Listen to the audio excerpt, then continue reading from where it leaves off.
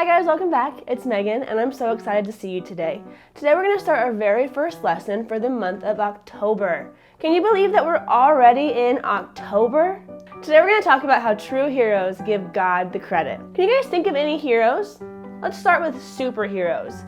I can think of Spider-Man and Superman. Can you think of any more? What about real life heroes? Police officers and firefighters and doctors?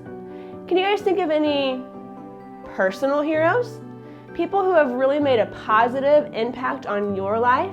Maybe it's your mom or your dad. Maybe it's a teacher that you've had.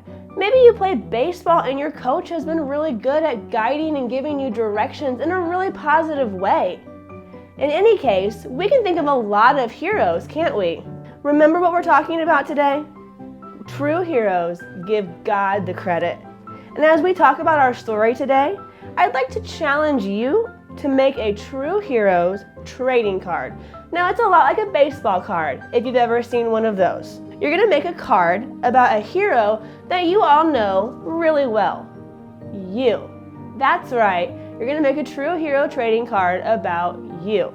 On a note card or just a piece of paper, I want you guys to draw a picture of yourself up in the top corner.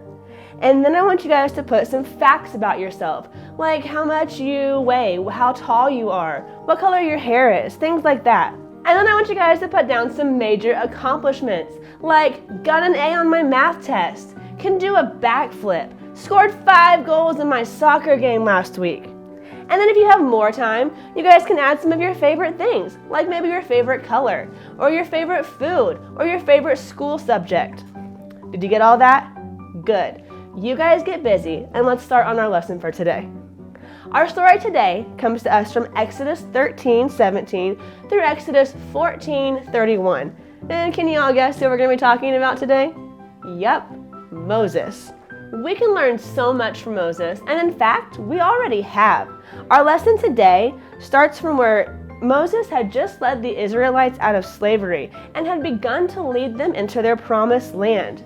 But their journey wasn't easy, and the most direct path to their promised land, it was dangerous. And God knew that it would shake their faith if they had to confront the warlike Philistines right at the very beginning of their journey. So God detoured them, and He turned them back towards Egypt so that the Pharaoh would think that they were wandering around aimlessly and would follow them in pursuit. So the Israelites were traveling day and night. And how many of you guys know that traveling by night, especially on foot, is kind of scary, right? It's dark, like dark out there. And this is before they had street lights, you guys.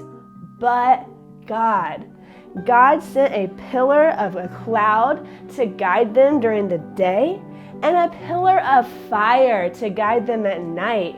Now, how many of you guys know that fire would definitely shed some light in the night, right? And it must have been so nice to have God guiding them like that. And they became symbols of God's presence, and that had to be extremely reassuring to the newly freed slaves who were traveling into unknown territory. Now, let's not forget that the Israelites were slaves in Egypt just days before this. And they were very aware of the weapons that the Egyptians had, and they must have realized that they really were not a match for Pharaoh's armies and the horse-drawn chariots. Not only that, but you guys, they were backed against the sea with mountains on both sides of them, and the Egyptian army was coming up behind them. How many of you guys can tell me what happens next? Did they dive in and swim across the sea to the other side? No, they couldn't have. They had really small babies, and they had older people with them too, and they had animals and all of their things. They wouldn't have made it.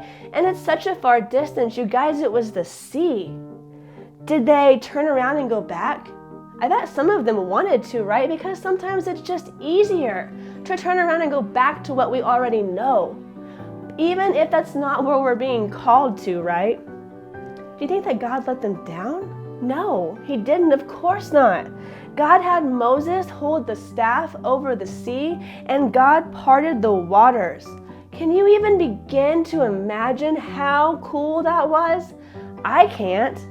And the Bible doesn't tell us all the details, but that somehow God moved the seawater away so the Israelites could cross it. And when they made it to the other side, you guys, God collapsed the wall of water onto the Egyptian army. And this was just another great example of God protecting the Israelites during their exodus. And they still struggled with their faith.